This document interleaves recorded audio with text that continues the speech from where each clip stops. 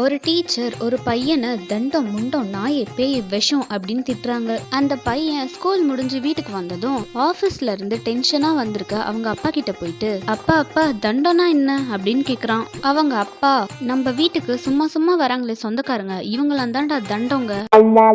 அப்ப முண்டோனா அப்படின்னு கேக்குறான். நான் உட்கார்ந்துட்டு இருக்கனே இந்த சேரு, இது தாண்டா முண்டம் அப்படின்னு சொல்றாரு.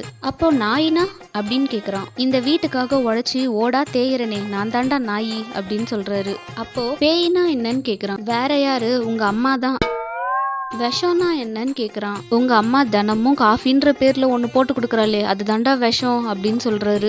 ஒரு நாள் இந்த பையன் வீட்டுல இருக்கும் போது அவங்க வீட்டுக்கு சொந்தக்காரங்க வராங்க. இந்த பையன் அவங்கள பார்த்து, வாங்க வாங்க தண்டங்களா, முண்டத்து மேல உட்காருங்க, பேய் குளிக்குது, நாய் வெளியே போயிருக்கு, நான் போட்டு கொடுக்குற விஷத்தை கண்டிப்பா குடிக்கணும் அப்படின்னு சொல்றான். வந்தவங்க எல்லாரும் அப்படியே திரும்பி போயிட்டாங்க. குழந்தைங்க கெட்ட வார்த்தை பேசல, கேக்குற வார்த்தையை தான் பேசுறாங்க.